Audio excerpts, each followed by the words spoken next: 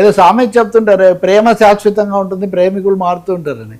So అట్లాగే ప్రభుత్వాలు పార్టీలు మారుతూ ఉంటాయి, కానీ ప్రభుత్వ యంత్రాంగం శాశ్వతంగా ఉంటుంది.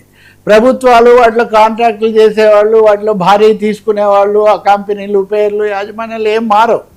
కానీ మారినప్పుడంతా అంతకుముందు వాళ్ళు చేసినవి వీళ్ళు చేస్తున్న వాళ్ళు చేస్తున్న వీళ్ళకు తెలుస్తుంటాయి, అవి వివాదాస్పదం అవుతూ ఉంటాయి. ఇప్పుడు జరుగుతుంది చాలా వరకు అలాంటి అనేక అంశాలు వస్తున్నాయి.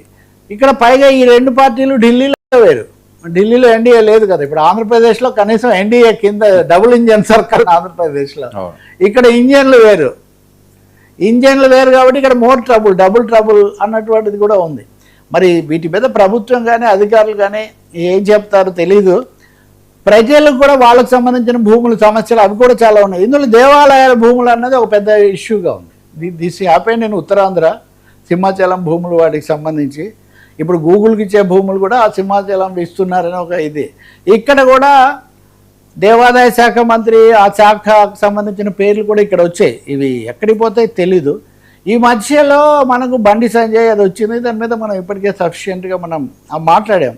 కానీ దీని మీద బండి సంజయ్ కాదు, బండి సంజయ్ బీజేపీ నాయకుడు, మాజీ కేంద్ర మంత్రి. ముఖ్యమంత్రి రేవంత్ రెడ్డికి బీఆర్ఎస్ వర్కింగ్ ప్రెసిడెంట్ కేటీఆర్కు మధ్యలో యుద్ధం జరగడం చాలా ఆసక్తికరమైన అంశం నిజానికి. అంటే అసలు ఎవరైతే దీంట్లో ఉండి దాన్ని సెగ ఎదుర్కొంటున్నారో వాళ్ళు కాకుండా, నిన్న రేవంత్ రెడ్డి మీడియాతో మాట్లాడుతూ ఆయన పట్టించలేదు, అప్పా జంక్షన్ దగ్గర అరెస్ట్ చేశాం కానీ ఆయన బండి సంజయ్ పట్టించలేదని ఒక మాట అన్నారు. అలాగే ప్రధానమంత్రి వచ్చినప్పుడు పోలీసులు బాగా ఎంగేజ్డ్ కాబట్టి మేము కేసు పెట్టడం, సెక్షన్లు జోడించడం ఆలస్యమైంది అని ఒక మాట ఆయన చెప్పారు. ఇంకా మిగిలిందంతా కేటీఆర్ మీద. అంటే కేటీఆర్ మైనర్ బాలిక కుటుంబం వాళ్ళందరినీ ఆధారం చేసుకొని మీరు ఇలా చేస్తారా, అసలు మనిషివైనా, నువ్వు శాడిజం, ఇవన్నీ ఆయన మాట్లాడారు.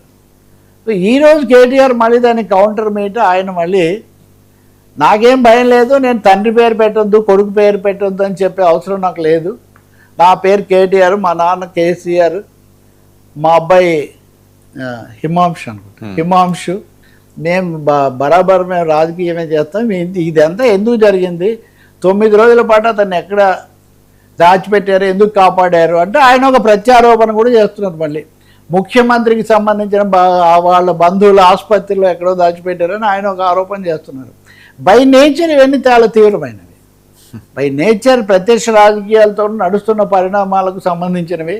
నిన్ననే అడ్లూరు లక్ష్మణ్ కానీ వీళ్ళు కూడా జవాబులు చెప్పారు. కానీ ఇది పెరుగుతోంది కానీ ఏమి తగ్గుతున్న పరిస్థితి లేదు. మరి ఇంకా పెరుగుతుందా ఇది అన్నదైతే మనం చూడాల్సి ఉంటుంది. ఈ క్రమంలో హరీష్ రావు కూడా ఒక ప్రకటన చేశాడు. హరీష్ రావు ఇప్పుడు ఆంధ్రప్రదేశ్లో మనం చూసాం కదా, ప్రభుత్వాలు మారగానే మేము రాగానే ఫ్యూచర్ సిటీని రద్దు చేస్తామని ఆయన ఒక ప్రకటన చేశాడు. సో ఒక విధంగా ఇది ఈ రాజకీయాలు రెండు రాష్ట్రాల వాటి మధ్యలో పోటాపోటీలు, పరస్పర దూషణలు, ఏమనాలి హెచ్చరికలతో పాటు ఈ రద్దుల పర్వం కూడా చాలా తీవ్ర స్థాయిలోనే ఉండేట్టుగా ఉంది. అక్కడ మావిగానే ఇక్కడ ఫ్యూచర్ సిటీ మావిగానే ఫ్యూచర్ సిటీ. వాస్తవానికి అమరావతి సైబరాబాద్ అన్నది అక్కడి నుంచి ఇటు వచ్చి ఇది ఒక విధంగా ఎజెండా. ఆర్థిక పరిస్థితి, అప్పులు చూస్తే రెండు రాష్ట్రాలకు అప్పులు ఇవన్నీ కూడా సమానంగానే ఉన్నాయి. రాజకీయంగా చూస్తేనేమో జాతీయ స్థాయిలో ప్రధానమైన రెండు శిబిరాలుగా ఉన్న ఎన్డీఏ ఒక చోట, కాంగ్రెస్ పార్టీ ఇంకో చోట ఉన్నాయి.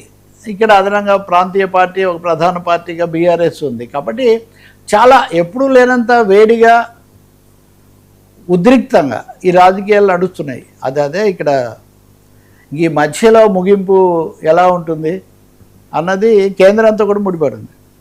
ఎందుకంటే వాళ్ళు ఢిల్లీ వెళ్ళి రాహుల్తో మాట్లాడి వచ్చారు, వీళ్ళు వెళ్ళి పార్టీ అధ్యక్షుడిని కలిసి వచ్చారు. ఇట్లాంటివి చూస్తున్నాం మనం.